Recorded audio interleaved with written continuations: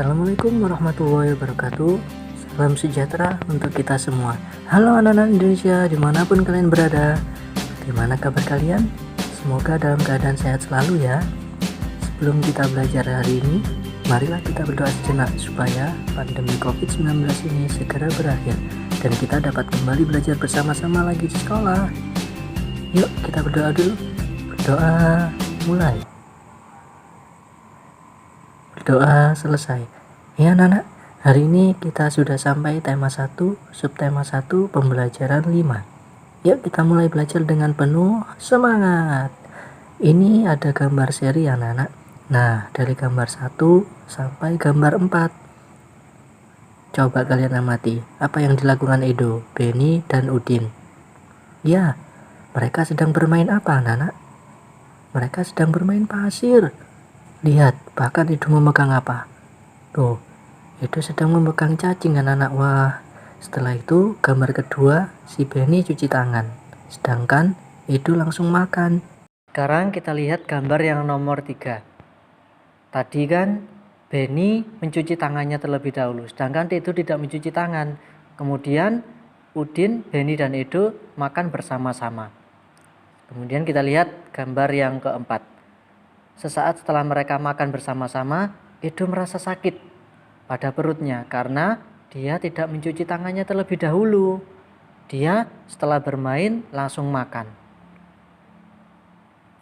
Nah, setelah menyaksikan gambar seri tadi, coba kita berlatih membuat cerita berdasarkan gambar di bawah ini. Nah, ini hanya sebagai contoh saja ya. Kalau ini contoh dari saya, nanti kalian membuat sendiri. Tapi jangan mirip dengan punyanya Pak Joni ya. Kita lihat dari gambar yang pertama dulu. Udin, Benny, dan Edo sedang bermain bersama. Mereka bermain pasir.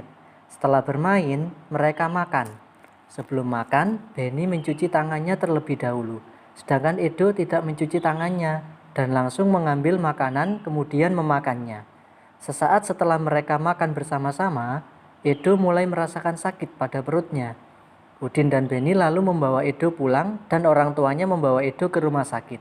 Edo sakit perut karena tidak mencuci tangannya sebelum makan.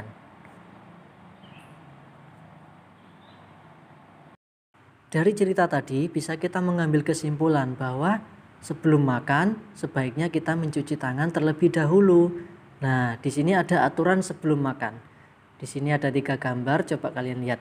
Dari gambar yang pertama ada makanan di atas meja yang ditutup oleh tudung saji. Yang kedua, ada anak yang sedang mencuci tangan. Kemudian yang ketiga, berdoa sebelum makan.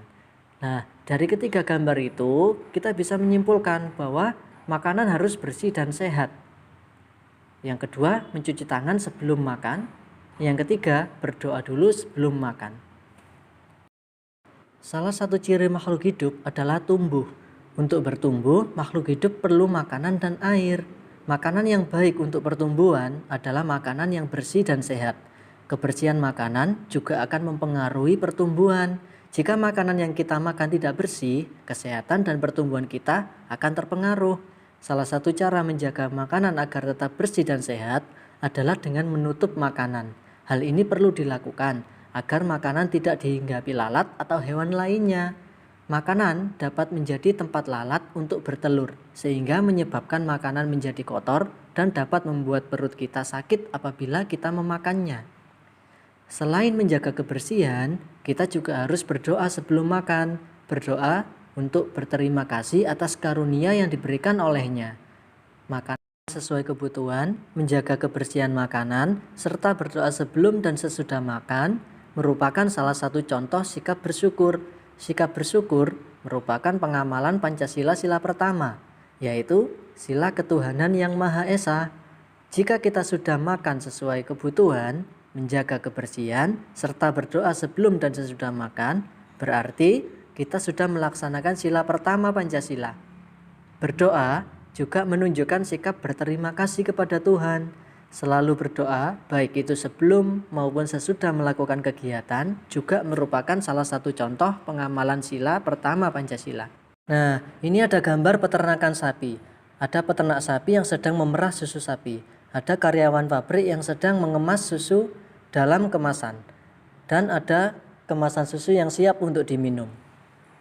Susu sapi adalah salah satu contoh makanan yang sangat baik untuk kesehatan. Beberapa perusahaan memproduksi susu sapi dalam bentuk kemasan kotak siap saji agar mudah dikonsumsi dan tahan lama. Karena susu kemasan siap saji merupakan buatan pabrik, maka perusahaan dapat memproduksi susu sapi dalam jumlah yang sangat besar. Berikut ini adalah jumlah susu kemasan kotak yang dapat dihasilkan oleh beberapa perusahaan. Yang pertama, perusahaan A. Jumlah susu kemasan yang dihasilkan per bulan oleh perusahaan A adalah 1.200 kotak. Perusahaan B dapat memproduksi 3.000 kotak. Perusahaan C dapat memproduksi 4.800 kotak. Perusahaan D dapat memproduksi 3.250 kotak. Dan perusahaan E dapat memproduksi 2.200 kotak. Berdasarkan daftar pada tabel tersebut, selesaikan beberapa persoalan berikut ini. 1. Manakah perusahaan yang menghasilkan susu kemasan kotak paling banyak setiap bulannya? Coba kita lihat dari tabel di atas. Manakah perusahaan yang menghasilkan susu kemasan kotak paling banyak setiap bulan? Lihat jumlah susu kemasan yang dihasilkan per bulan. Yang paling banyak adalah perusahaan C. Perusahaan C dapat memproduksi 4.800 kotak. Jadi jawaban yang nomor 1 adalah perusahaan C. Selanjutnya yang nomor 2, manakah perusahaan yang menghasilkan susu kemasan kotak paling sedikit setiap bulan? Kita lihat kembali pada tabel di atas.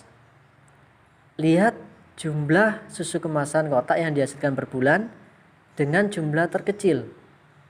Lihat yang mana? Ya, betul. Jawabannya adalah perusahaan A. Perusahaan A hanya dapat menghasilkan 1.200 kotak. Nah, pertanyaan selanjutnya, berapa jumlah susu kemasan kotak yang dihasilkan perusahaan A dan D? Permasalahan tersebut diselesaikan dengan penjumlahan. Penjumlahan dapat dilakukan dengan cara susun ke bawah. Letakkan bilangan sejajar dengan nilai tempatnya, kemudian jumlahkan sesuai kelompok. Contoh, perusahaan A menghasilkan 1.200 kotak. Perusahaan D menghasilkan 3.250 kotak. Jumlah susu kotak semuanya 1.200 ditambah 3.250. Keduanya disusun berdasarkan nilai tempatnya. 0 ditambah 0, 0, 0 ditambah 5, 5, 2 ditambah 2, 4, 1 ditambah 3, 4. Jadi jumlah susu kotak semuanya adalah 4.450 kotak.